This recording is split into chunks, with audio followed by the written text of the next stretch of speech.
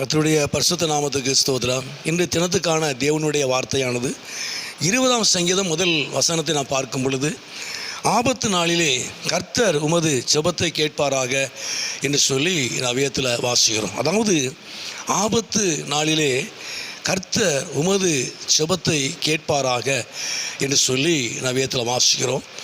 ஆகவே எந்த நேரத்திலையும் கூட பிரச்சனையான நேரத்தில் நாம் கர்த்தரை நோக்கி கூப்பிடும் பொழுது, நாம் செபிக்கும் பொழுது நம்முடைய சத்தத்துக்கு அவர் செவி கொடுக்கிறவர். நம்ம செபத்தை அவர் கேட்கிற ஒரு தேவன், நம்முடைய சத்தத்தை கவனிக்கிறவர், நம்முடைய செபத்தை கேட்கிறவர். அவர் நமக்கு உதவி செய்கிற ஒரு நல்ல தேவன். ஏன்னா சங்கீதம் 50 கூட அவர் வசனத்தில் வாசிக்கும் பொழுது 50:15 ஆபத்து காலத்தில் என்னை நோக்கி கூப்பிடு, நான் உன்னை விடுவிப்பேன், நீ என்னை மகிமைப்படுத்துவாய்.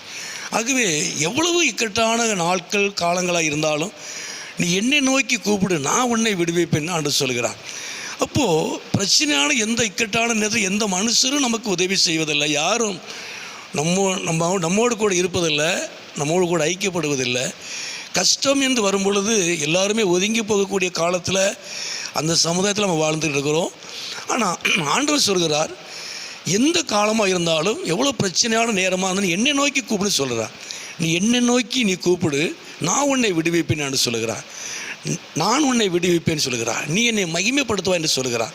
அப்போ இந்த நாட்களில் கர்த்தரை நீங்களும் மகிமைப்படுத்தப்படத்தக்கதாக, கர்த்தரை நீங்கள் மகிமைப்படுத்தும்படியாக ஆண்டவர் தாமே உங்களை எல்லாவற்றிலும் இருந்து அவர் உங்களை விடுவிக்கிற ஒரு நல்ல தேவன்.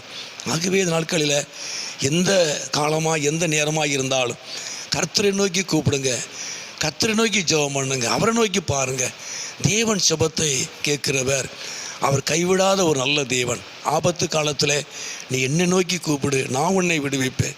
மனுஷரை நோக்கி அல்ல, ஒரு நிர்வாகத்தை நோக்கி அல்ல, ஒரு பெரிய தலைமையை நோக்கி அல்ல, கர்த்தரை நோக்கி நாம் கூப்பிடும் பொழுது கர்த்தர் நம்மை விடுவிப்பார். கர்த்தர் உங்களை விடுவித்து அவர் நாமத்தை மகிமைப்படுத்துவார். கர்த்தர் நாமத்தை மகிமை உண்டாவதாக. 91 சங்கீதத்தோடு வாசிக்கிறோம், ஆபத்து காலத்தில் நான் அவனை தப்பிவித்து அவனை கனப்படுத்துவேன் என்று சொல்லி நாங்கள் பார்க்கிறோம். அப்போ தேவன் விடுவிக்கிறது மாத்திரமல்ல, தேவன் தப்பிக்கிறது மாத்திரமல்ல, தேவன் நாட்களில் அவர் கனப்படுத்துகிறவர், அவர் உயர்த்துகிற ஒரு தேவன். இந்த நாட்களில் கர்த்தர் உங்கள் ஜெபத்தை கேட்கிறவர். அவரை நோக்கி கூப்பிடும் பொழுது அவர் உங்களை விடுவிப்பார், அவர் உங்களை தப்புவிப்பார், அவர் உங்களை கனப்படுத்துவார், நீங்கள் அவரை மகிமைப்படுத்துவீர்கள். கர்த்தர் தாமே எல்லாவற்றிலையும் உங்களோடு கூட இருந்து கர்த்தர் நடத்துவார், ஆசீர்வதிப்பார், உங்களை கனப்படுத்துவார். கர்த்தர் நாமத்துக்கு ஸ்தோத்திரம். தொடர்ந்து கர்த்தர் தாமே உங்கள் வாழ்க்கையில் ஒரு பெரிய காரியத்தை கர்த்தர் செய்வார். ஜெபம் பண்ணும்.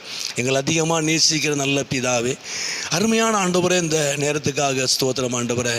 ஆபத்து காலத்தில் என்னை நோக்கி கூப்பிடு என்று சொல்லி நாங்கள் பார்க்கிறோம்.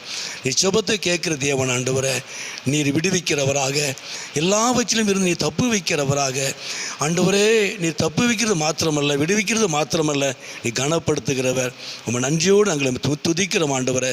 தொடர்ந்து இந்த சத்தத்தை கேட்குற அருமையான நம்முடைய பிள்ளைகளையும் குடும்பங்களையும் கர்த்தர் ஆசீர்வதியும், இப்படி நாமத்தை மகிமைப்படுத்தும். இயேசுவின் நாமத்தை ஜெபிக்கிறோம் நல்ல பிதாவே. ஆமேன், ஆமேன்.